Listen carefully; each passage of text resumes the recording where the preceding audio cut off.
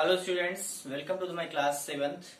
Today I will continue the new chapter. That name is Crafts, Traders and Craftsmen, and chapter 6 and video number first. As you know, the crafts and industries. Before explaining any points, I would like to tell you the summary of this chapter. Means which point we will discuss with you. Let's see here which points we will discuss. We will discuss with you about crafts, traders and craftsmen.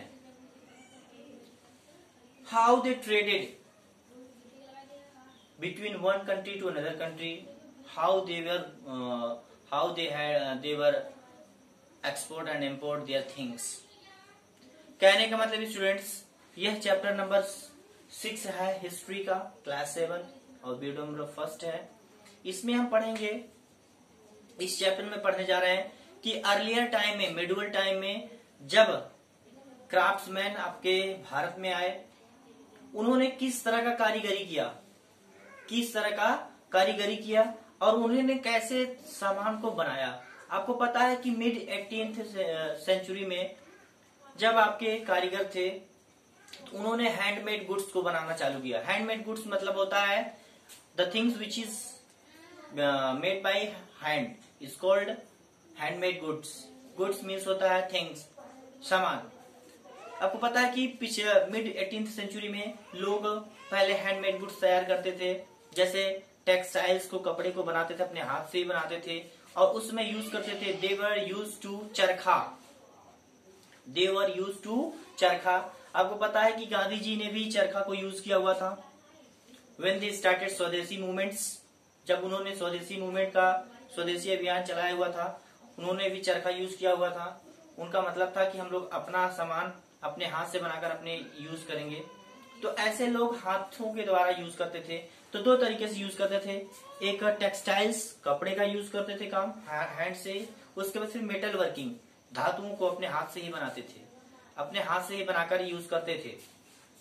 तो कहने का मतलब कि जब उसी समय में metal working का काम हो रहा था, हैंडमेड गुड्स का काम हो रहा था, तो उसी समय हमारे क्राफ्ट्समैन आए. उन्होंने they had done many things for us and really they had given to lot of things that we are also using nowadays.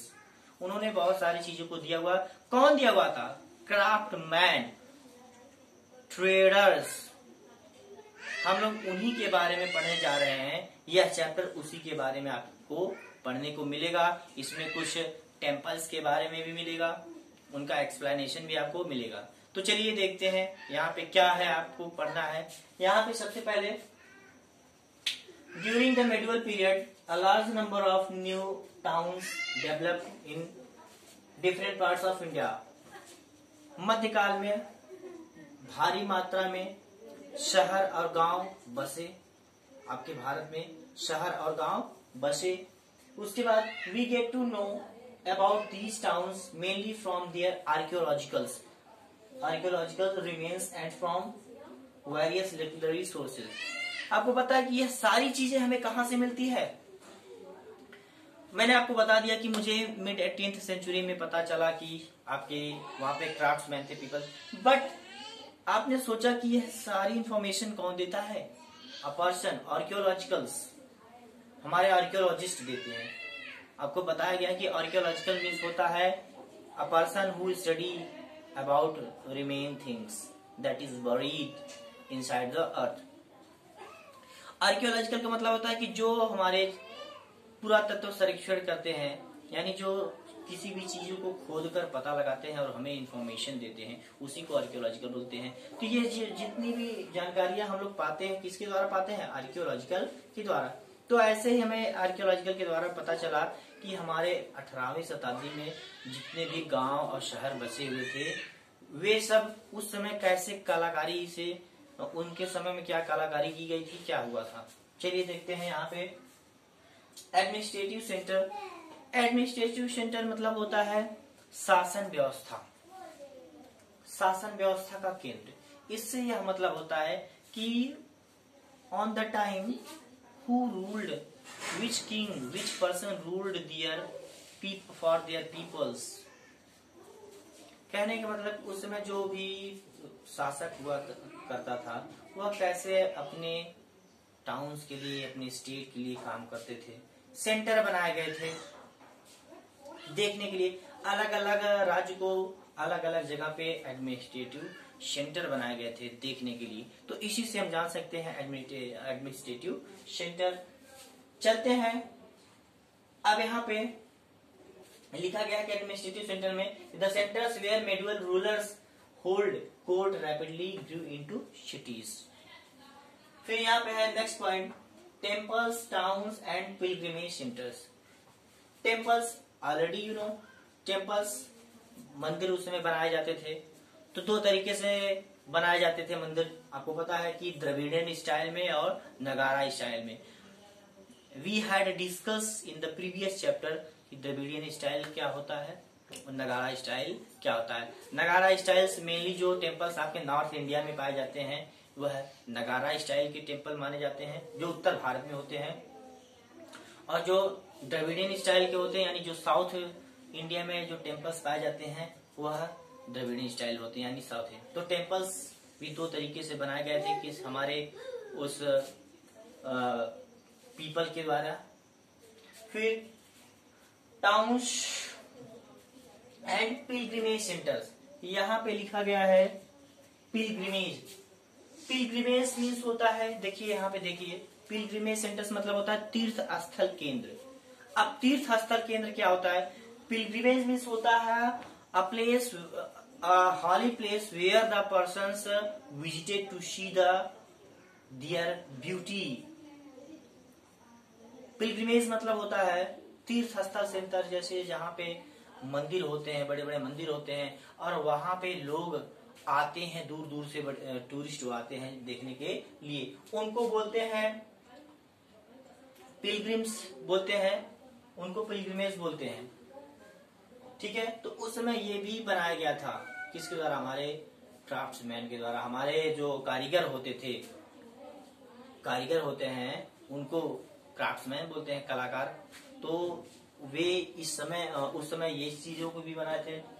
अब है कॉमर्शियल टाउन्स।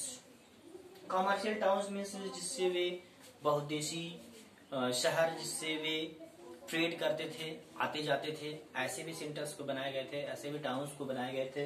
यहाँ पे busy urban centres developed along important trade routes.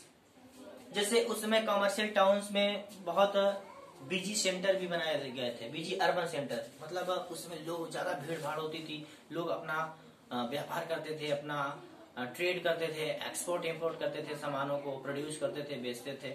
उसमें मतलब बहुत सारी चीजों को बनाया गया था। फिर यहाँ पे है जैसे उसी में एक मंडी का भी यूज किया गया है कि मंडी भी बनाई गई थी, शहरों में मंडी भी बनाई गई थी।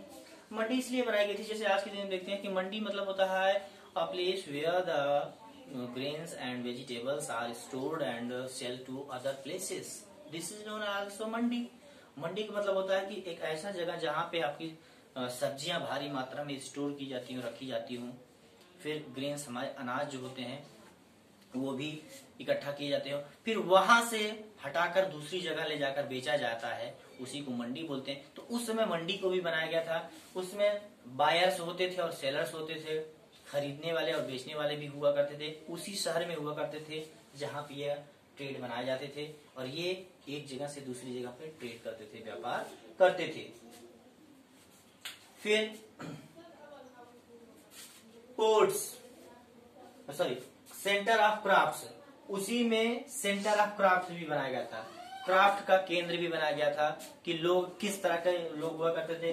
Sometimes a town specialised in one particular craft, उसमें एक ऐसा जगह भी बनाया जाता था जहाँ पे लगभग कारीगर रहा करते थे। ऐसे गांव, एक एक गांव बना दिया जाता था कि उसमें लोग कारीगर रहते थे, अलग अलग तरह के कारीगर रहते थे। जैसे कोबलर, कोई कोबलर होता था, कोई स्कल्पचर होता था, मतलब मोची का काम करता था, कोई मूर्तिकार होता था, कोई टेम्पल को बनाता था, कोई अलग अलग। तो अलग अलग पीपल्स होते थे उस समय।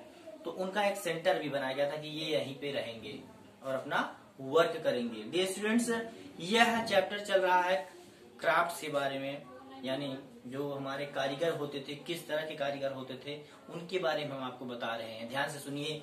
फिर यहाँ पे चलते हैं पोर्ट्स के बारे में। पोर्ट भी बनाए गए थे। जब टाउन सिटीज बनाए जा रहे थे तो उसमें पोर्ट भी बनाए जाते थे। पोर्ट को बेसिकली बोलते हैं हिंदी में बंदरगाह बोलते हैं, लेकिन इंग्लिश में है port is a place where the ships are exchanging the things from one port to another port. Port का मतलब होता था कि India's overseas trade with region such a South East India. Port का मतलब होता था कि when the Indian peoples or Indian sellers or Indian traders wanted to trade their things from another country, they had to use the ports. कहने का मतलब कि जब हमारे भारतीय लोग होते थे, जब उनको अगर किसी दूसरे जगह से अपना व्यापार करना होता था तो वे ट्रेड का यूज करते थे, पोर्ट का यूज करते थे। पोर्ट में मतलब बड़ी बड़ी जो नाव होती थी उस समय, नाव के द्वारा वह नाव के द्वारा समुद्रों में होकर एक जगह से दूसरी जगह जाते थे, व्यापार करते थे अपना। तो इस तरह से हम जान सकते हैं पोर्ट भी बनाए गए थे, बंदरगाह भी बनाए गए थे। जैसे साउथ ईस्ट एशिया, चाइना, अलग अलग जगह पे लोग जाकर व्यापार करते थे और वे लोग भी आते थे व्यापार करने के लिए। तो इस तरह से पोर्ट भी बनाए गए थे। तो इस तरह से हम बोल सकते हैं कि उस समय जो क्राफ्ट ट्रेडर्स एंड क्राफ्टमैन थे उसमें इस तरह की चीज जो बनाए गए थे। Remaining points I will discuss in the next video. Dear students, जो रिमेनिंग पॉइंट्स है आपके इस चैप्टर का वो हम आपको अगले वीडियो में डिस्कस करेंगे। आज के वीडियो में बस इतना ही था जितना मैंने आपको बताया। Thank you for listening me today. Thank you.